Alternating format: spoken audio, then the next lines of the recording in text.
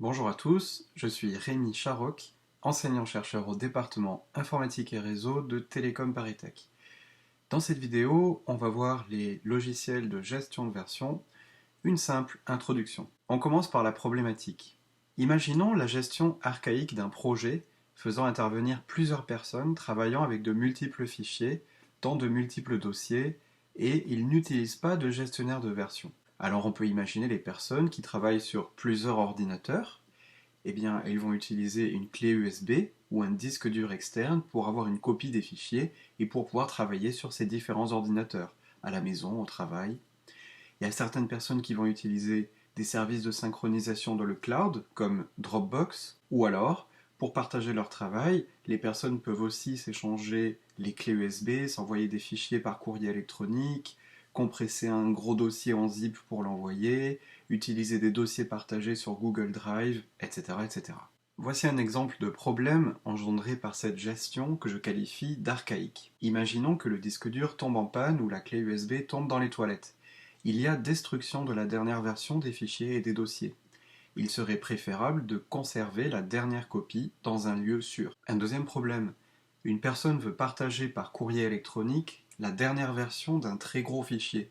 Malheureusement, il est trop volumineux et ne passe pas par courrier électronique. Il serait préférable d'envoyer uniquement la différence, c'est-à-dire uniquement les modifications, ajouts, suppressions, qui sont sûrement plus petites en volume que le fichier en entier. Un autre problème, on voudrait savoir qui a supprimé un fichier important qui reste maintenant introuvable. Il serait préférable de garder un historique de tout ce qui se passe et qui a effectué les modifications et quand. La création, la suppression, les modifications de fichiers.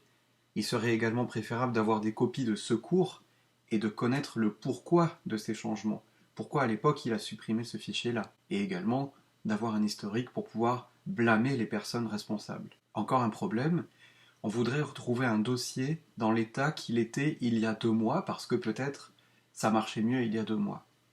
Il serait préférable d'avoir des historiques, non seulement des fichiers, mais des dossiers entiers et de leur structuration. Encore un problème. 4 personnes ont travaillé sur un même fichier en même temps, mais sur des parties différentes. Eh bien, ils perdent un temps fou à savoir comment fusionner leurs fichiers. Il serait préférable d'avoir une fusion automatique. Enfin, un dernier exemple de problème. 2 personnes ont travaillé en même temps sur le même fichier et au même endroit, on peut appeler ça un conflit puisqu'ils doivent se mettre d'accord sur qui a raison et qu'est-ce qu'on laisse au final. Eh bien, ils doivent refaire le travail ensemble. Il serait préférable d'avoir un outil pour l'aide à la gestion de ces conflits dans un fichier. On pourrait multiplier à l'infini ces problèmes. En tout cas, ça justifie l'utilisation d'un logiciel de gestion de version. Ce type de logiciel est devenu complètement indispensable lorsqu'on travaille à plusieurs sur un même projet avec des multiples fichiers et dossiers. Même si vous travaillez seul, il vous offrira de nombreux avantages comme la conservation d'un historique de chaque modification des fichiers par exemple. Dans le cas d'un développement en équipe, surtout si elles sont réparties dans le monde entier, il est nécessaire de partager une base commune de travail, et c'est tout l'intérêt des systèmes de gestion de version. Mais il faut aussi veiller à coordonner les équipes de développement grâce à des outils de communication, un logiciel de suivi de problèmes, un générateur de documentation et ou un logiciel de gestion de projet, bien évidemment. Concernant la gestion de version, il existe de nombreux logiciels comme CVS, SVN, qu'on appelle aussi Subversion, Mercurial ou Git. Ces logiciels suivent l'évolution de vos fichiers, gardent les anciennes versions de chacun d'eux, retiennent qui a effectué chaque modification de chaque fichier et pourquoi, c'est-à-dire qu'il y a une justification des modifications. Ils sont par conséquent capables de dire qui a effectué chaque modification, à quel endroit du fichier et dans quel but. Si 2 personnes travaillent simultanément sur un même fichier, ils sont capables d'assembler, c'est-à-dire de fusionner leurs modifications et d'éviter que le travail d'une de ces personnes ne soit écrasé. Alors, la gestion de version en généralité et en vocabulaire.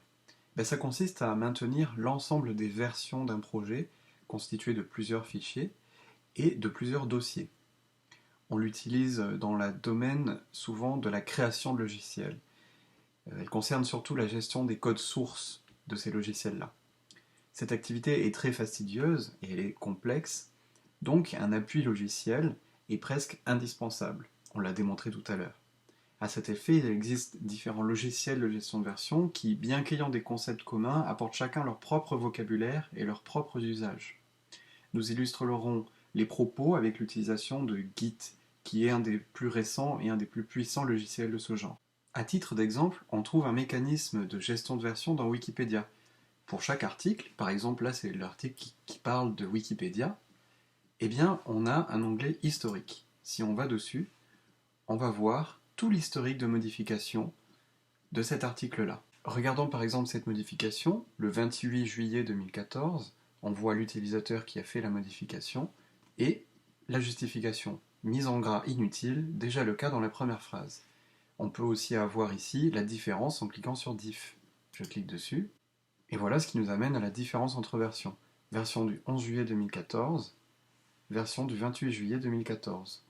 Nous voyons également que nous pouvons discuter chacune des modifications, ou aller directement dans l'onglet de discussion pour discuter de toutes les modifications de cet article. Par exemple, regardez ici, question à 2 balles, bonjour, quel est le genre de Wikipédia, masculin ou féminin? Ce n'est pas écrit dans l'article. Bref, revenons à l'historique. On voit bien ici que ce système est linéaire, puisqu'on voit les modifications linéairement. Ce système fait opposition à une gestion de contenu beaucoup plus élaborée, selon une structure qu'on appelle arborescente. Quand on développe un logiciel, il évolue, et chaque étape d'avancement est appelée une version. Les différentes versions sont nécessairement liées à travers des modifications. Une modification est un ensemble d'ajouts, de changements, de suppressions de données, fichiers, dossiers. On parle aussi d'un delta entre deux versions. Pour passer d'une version n à une version n+1, on applique une modification, m. On dit aussi qu'on fait une révision. Il existe des types de fichiers utilisés par les logiciels de gestion de version qui décrivent une modification, par exemple les fichiers de type diff, pour différence, ou les fichiers patch. On utilise généralement la gestion de version pour un ensemble de fichiers qui constituent le projet. De ce fait, il est courant de parler de modifications pour un seul fichier et d'ensemble de modifications lorsqu'il s'agit du projet, et donc de plusieurs fichiers. En effet, les deux n'évoluent pas au même rythme. Regardez l'exemple du projet Toto avec les fichiers ABC. Nous avons les versions du fichier A, 1.0, 1.1, version du fichier B, 1.4, 1.4, version du fichier C, 2.1, 2.2. On voit qu'au fil du temps, les versions du projet Toto, alpha, bêta, ont plusieurs modifications. Par exemple, quand on passe de alpha à bêta, A et B sont modifiés. Donc du point de vue du projet, les modifications apportées à A et à C font partie du même ensemble. Nous avons vu sur Wikipédia que la gestion de version était faite de manière plutôt linéaire. En fait, il faut s'imaginer les relations entre les versions plutôt comme un arbre, appelé arbre de gestion de version, avec un tronc, des branches et des sous-branches. Par exemple, le logiciel Toto commence avec la version 1.0, puis il subit plusieurs évolutions linéaires jusqu'à arriver à la version 2.0, 2.1, et là le logiciel commence à devenir populaire.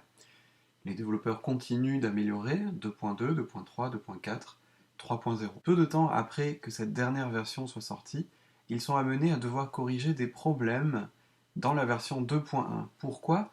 Parce qu'ils se rendent compte que la version 2.1 est encore très utilisée. Eh bien, il est nécessaire de créer une nouvelle branche pour pallier au problème de la version 2.1 encore très utilisée. On aura donc une nouvelle branche qui aura les versions 2.1.1, 2.1.2, 2.1.3.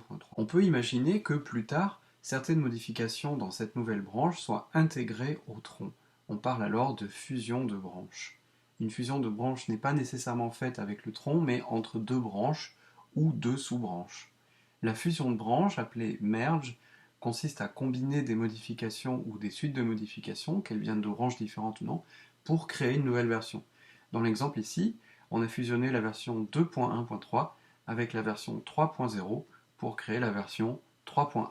A noter que la fusion de branches engendre souvent des conflits et qu'il faudra appliquer la résolution de conflits pour terminer la fusion.